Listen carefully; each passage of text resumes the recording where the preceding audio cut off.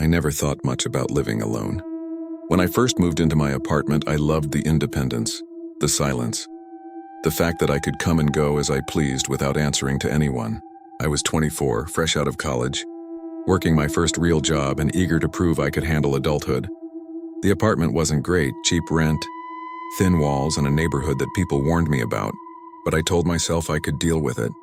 I was on the third floor, had a decent view of the street below, and figured being higher up made me safer. I was wrong. It started on a Tuesday night in late October. I was watching TV, curled up on the couch with a blanket when I heard it, 3 sharp taps on the glass. I froze. My window was shut, blinds drawn, and I was 3 stories up. I muted the TV and sat perfectly still. Another tap, slower this time. My stomach dropped. I told myself it had to be something logical. A branch, a bird, maybe even just the wind. But when I finally pulled the blinds aside, I nearly screamed. There was a man standing on the fire escape. His face was inches from the glass, pale and expressionless, eyes wide and unblinking. His lips were curled into the faintest grin, like he knew I'd be there to see him. I stumbled backward, knocking the remote to the floor. By the time I found the courage to look again, he was gone. That night I barely slept. Every creak of the building, every car horn outside had me on edge. I kept replaying the image in my mind. His face, his eyes, the way he just stood there like he belonged. The next morning I convinced myself I'd imagined it. Maybe it was a trick of the light. Maybe I dozed off and dreamed it. But when I stepped outside, I noticed something that made my blood run cold. On the fire escape railing just outside my window were fresh footprints. Muddy, unmistakable. For the next week, little things started happening. At first it was small. My blinds would be slightly open when I swore I'd closed them. I'd hear faint scraping sounds against the window at night. Once I woke to the sound of whispering, so faint I thought I was dreaming, but when I sat up, the whispering stopped. I tried to rationalize it. Old building, nosy neighbors, my imagination running wild. But deep down I knew someone was out there. Then came the night that proved it. I was brushing my teeth when I heard it again. The tapping. This time louder, more urgent. I walked slowly into the living room, toothbrush still in my mouth, heart hammering. The blinds were drawn, but I could see the faint outline of a shadow moving behind them. I wanted to scream, but I couldn't make a sound. My hand shook as I reached for the blinds. Against every instinct screaming not to, I yanked them open. He was there, closer than before, face pressed to the glass, fogging it with his breath. His grin was wider now, stretched unnaturally across his face.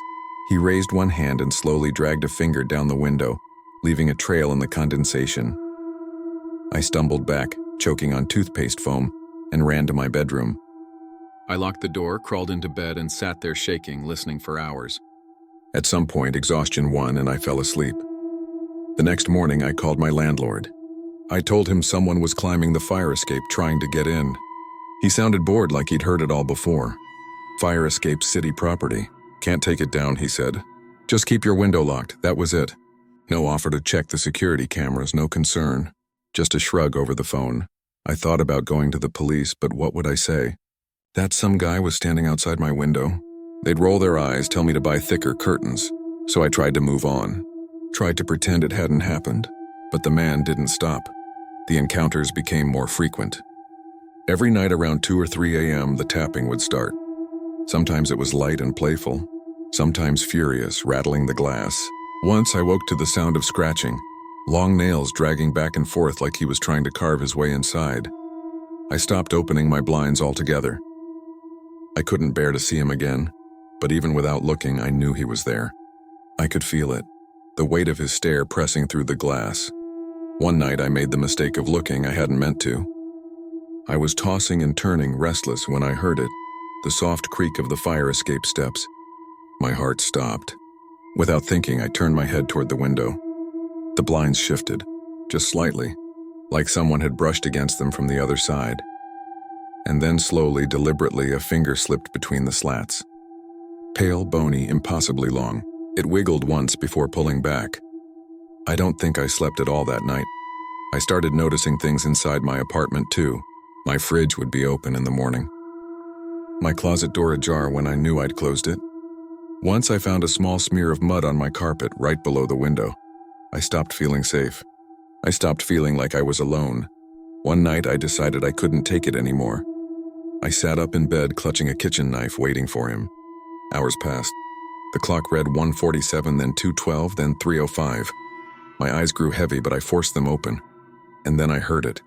Not tapping this time. Not scratching, a voice, "Let me in." It was muffled, low, almost playful. My entire body locked up, again louder. "Let me in." I gripped the knife tighter, every muscle trembling. The voice came once more, this time a whisper directly against the glass. "Let me in." I couldn't move, couldn't breathe. The air in the room felt thick, heavy.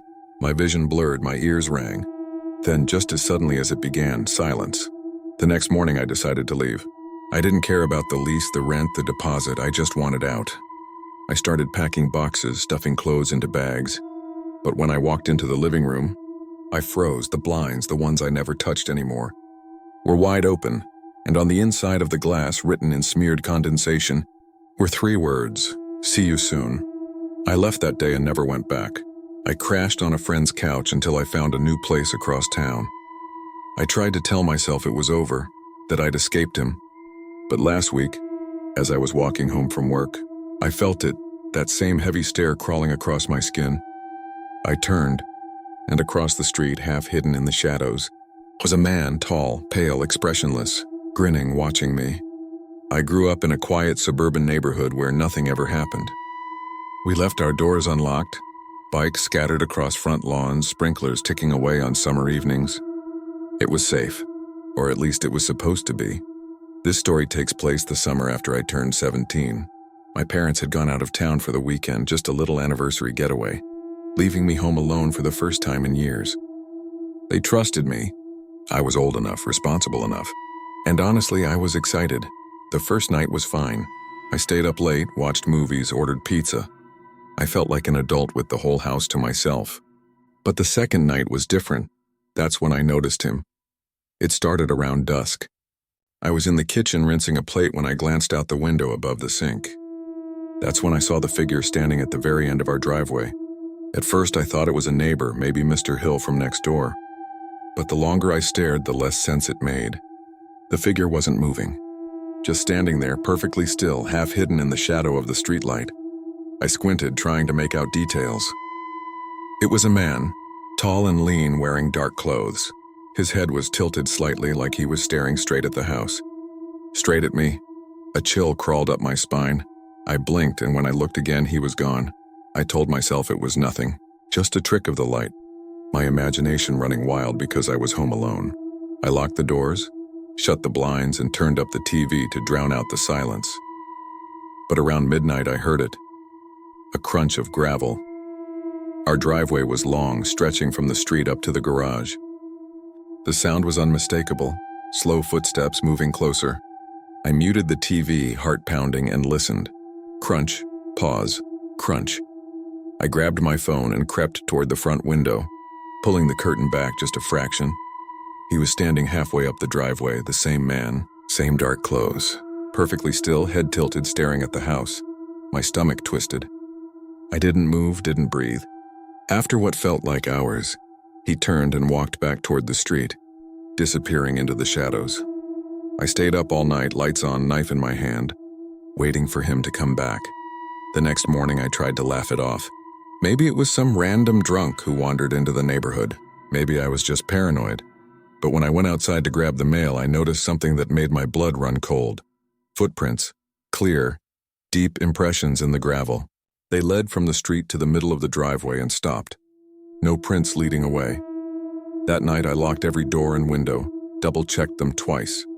I told myself it was fine. He wasn't coming back. But around 2 a.m., I woke up to a sound that turned my blood to ice. The front door handle. Someone was jiggling it, rattling it back and forth. I sat up in bed, frozen, listening. The rattling grew louder, more insistent, until it sounded like the door might tear off its hinges. Then silence. I crept to my bedroom window and peeked through the blinds. He was standing in the driveway again, closer this time, right at the edge of the porch light. His face was pale, features blurred in shadow, but I could see his mouth. He was smiling. I dropped the blinds and stumbled backward, heart racing. My phone shook in my hand as I dialed 911. By the time the police arrived, he was gone. They searched the yard, the street, even knocked on neighbors' doors. Nothing. No one had seen a thing. They told me it was probably a prank, some kid messing around. Happens all the time, one officer said with a shrug. Just keep the doors locked. But I knew it wasn't a prank. The third night was the worst. I hadn't slept at all, too afraid to close my eyes. Around 3 a.m., I heard it again, the crunch of gravel. My stomach dropped. I didn't need to look. I knew he was there. This time, though, it wasn't just footsteps. There was a voice, soft, low, drifting through the night air. At first, I couldn't make out the words, but as it grew louder, I realized he was calling my name, whispering it. Over and over, I pressed myself against the wall, tears streaming down my face, praying he'd go away. The whispering stopped. And then, slowly, I heard the sound of someone climbing the side of the house. The scrape of shoes on siding. The groan of the drain pipe bending under weight. He was climbing to my window. I bolted out of bed, ran down the hall, and locked myself in the bathroom. I could hear him tapping on the glass in my room. Slow and deliberate tap, tap, tap. Then silence. I don't remember falling asleep, but I must have passed out on the bathroom floor. When I woke up, the sun was up and my parents' car was in the driveway.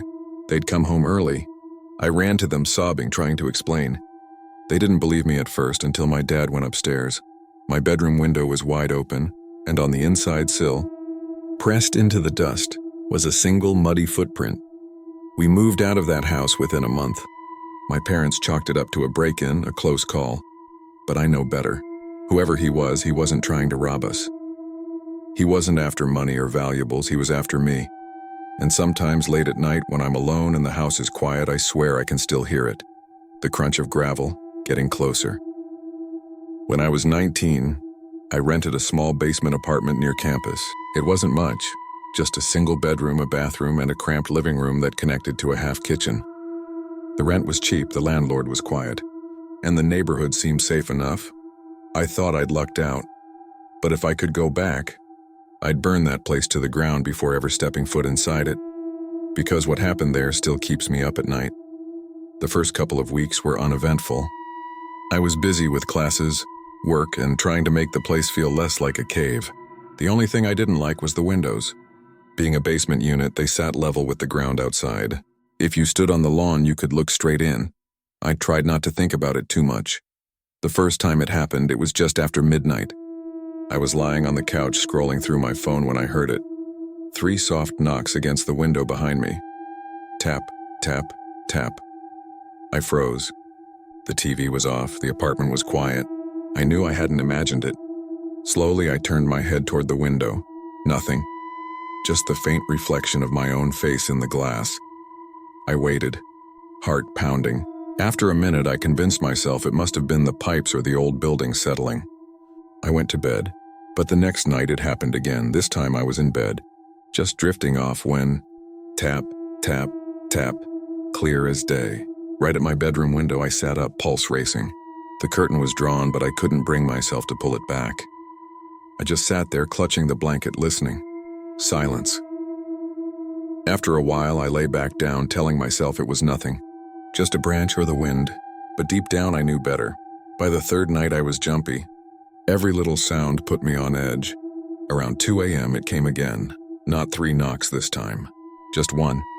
A single, deliberate tap against the glass. I grabbed my phone and turned on the flashlight, shining it through the curtain. The beam lit up the glass for just a second, and in that second, I saw it, a face pressed up against the window.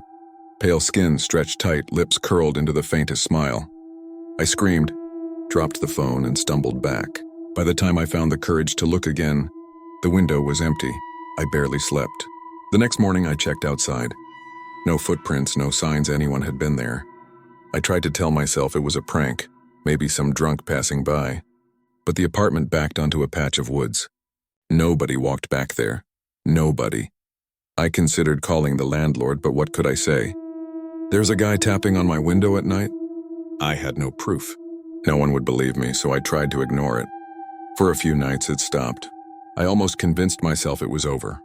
Then one Friday, I invited my friend Jason over to hang out. We ordered pizza, played video games, stayed up late. Around 1 a.m., he crashed on the couch and I went to bed. Sometime later, I woke to him shaking me awake. His face was pale. "Dude," he whispered. "There's someone outside." I bolted upright. "What do you mean?" He pointed toward the living room. I saw him, standing at the window, watching me. I grabbed a kitchen knife and crept to the living room. The blinds were shut, but I could feel it. The weight of someone on the other side, just waiting. Then it came. Tap, tap, tap. Jason swore under his breath, backing toward the door. I yanked the blinds open, knife raised. Nothing. Just the black sheet of night pressing against the glass. Jason left an hour later, too freaked out to stay. I couldn't blame him. After that night, the visits got worse. It wasn't just knocking anymore. Sometimes I'd wake to hear breathing, slow, heavy breaths inches from the glass. Sometimes I'd hear footsteps circling the apartment, gravel crunching as they moved from one window to another. Once, I heard a voice. It was soft, almost playful, drifting through the glass as I lay frozen in bed. "Let me in." I called the police after that. 2 officers came, walked the property, shined their flashlights into the woods. They found nothing. No footprints, no signs of forced entry. They suggested I get a security camera, but I couldn't afford it. The worst part? The knocks didn't happen when anyone else was around. If I had friends over, nothing. If my parents visited, silence. But the moment I was alone, he came back. It was like he knew. The last night I spent in that apartment still haunts me. It was a Tuesday. I'd stayed up late studying, too tired to notice when the tapping started. By the time I realized, it wasn't just one window, it was all of them. Every window in the apartment, tap, tap, tap, in unison, like a dozen hands drumming against the glass. I clamped my hands over my ears, rocking back and forth, whispering, "Stop, stop, stop." The tapping grew louder, faster, until it felt like the glass would shatter. And then, just as suddenly, it stopped. The silence was worse. I lowered my hands, heart hammering. That's when I heard it, the sound of the window sliding open. I ran. Out the door, barefoot into the night, sprinting across the parking lot to my car. I didn't look back. I couldn't. I drove to Jason's place and pounded on his door until he let me in. I never went back to that apartment. I broke the lease, ate the fees, and moved back in with my parents. When I went to grab my things in the daylight, I noticed something on the bedroom window. Fingerprints, dozens of them, smeared across the glass, but they weren't on the outside, they were on the inside. To this day, I don't know who or what was knocking on those windows. All I know is that I left just in time, because whatever it was, it wanted in, and maybe, just maybe, it already had been.